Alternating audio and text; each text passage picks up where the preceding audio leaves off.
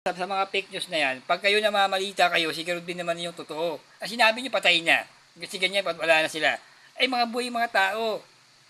Oh, siyempre yung mga fans, nagdudurog ang mga puso nila. Kayo naman mga fans ng mga tao na sinasabi mga wala na yung tao na yan. Huwag nyo basta-basta papaniwalaan. Manood kayo ng ng national media. Katulad sa Channel 7 o Channel 2, di ba? Meron naman yan.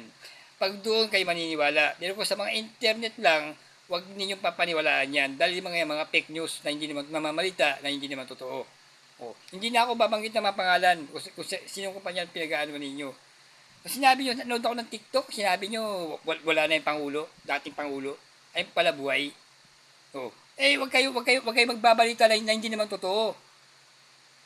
Kasi yung tao, mga tao na nagpapanik, iputi pa mabuti magkano yan, magkagulo. Dahil sa mga fake news na yan, mga social media kayo, sinisira ninyo ang mga maliliit na social media. Katulad namin, dila Anderalis, dila Balkyot, dila Pastor Jun. Masisira kami. Sinisira ninyo ang mga social media. Tapos kung ano mga pinagano nyo sa social media, patay na si ganito. Sabi meron daw namimeke daw na balita daw na wala na si Pangulong Duterte diyan sa TikTok napanood ko.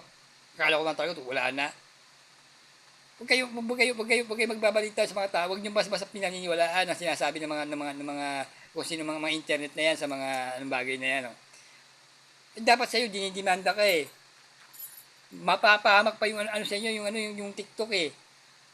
So, peki daw sa TikTok napanood ko, wala na daw ang Pangulong Duterte. Ay kala ko naman tapos sa TikTok, wala na daw si Chris Minutes. Tapos sa TikTok, wala na daw si Bas Ganda. Ay mga kayo, Bas Ganda sa Pangulong Duterte. Ireklamo po ninyo yan.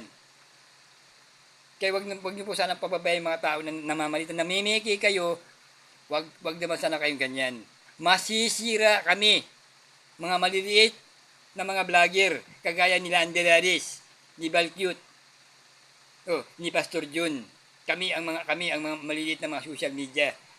Kasi tapos sakala namin wala nang mahal namin Pangulo na si Pangulong Duterte.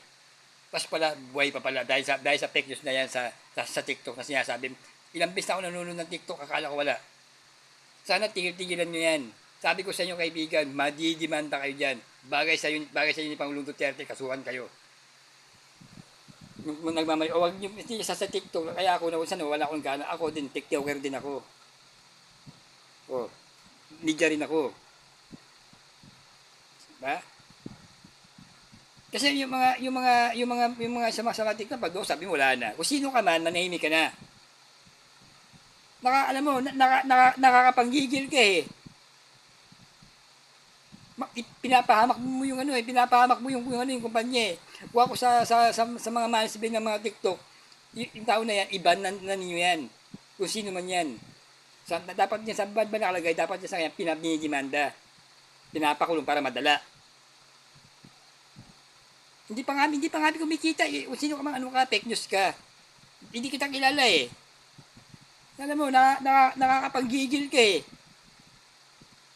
Putaragis ka. Ano ka ba? May topak ka yata eh. Ano? Saraulo ka ba? Kung ano na lang pinagbabalita mo sa tukti, akala ko ba totoo? Sa mga taong bayan, huwag kayo maniniwala sa mga balita sa mga internet. Manood kayo ng TV. Doon kayo maniniwala sa mga sa mga international media. Kagaya ng GMA, Channel 2, doon kayo maniniwala. Hindi sa mga sansan ng mga internet na yan na paniwalaan ninyo. Ako hindi ako nagbabalita ng gano'n. Ang mga pinupost ko sa Facebook, yung lugar namin sa Subic. Ba? Oh. Kasi sinisira mo mga tao na mga vlogger, nasisira sila. Hindi ito binabata ng mga vlogger, mga peke mga yan. Dahil sinisira na isang tao.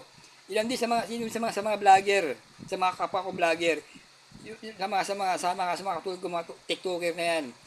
Ano na po natin, ireklamo nyo yung tao na yan, yung mga pektos na nagsasabi niya na, sabi mo, wala na Pangulong Duterte. Nagdurugo mga puso namin. Si Balkyut o si Balmasin, iyak ng iyak. Akala niya, wala na Pangulong Duterte. Yung hasmang naglasing. No. Si Angelaris, nagwala. Kasi mahal na mahal ni Andy Aris si Pangulong Duterte. Mahal na mahal din ni Balmasin si Pangulong Duterte. E paano kung dalawa niya nagwala yung mga yan? Dahil sa fake news na inan mo na binalita mo. Akala ko talaga wala na si Pangulong Duterte. Eh marami naman nagawa yung tao ah. Oh, marami naman siya napagawa mga bagay, di ba? Nawala yung mga kriminal na yan. Dapat lang talaga sinusugpo yung mga hayop ng kriminal na yan. Dahil sadot sa buhay yan. Sige po, salamat po.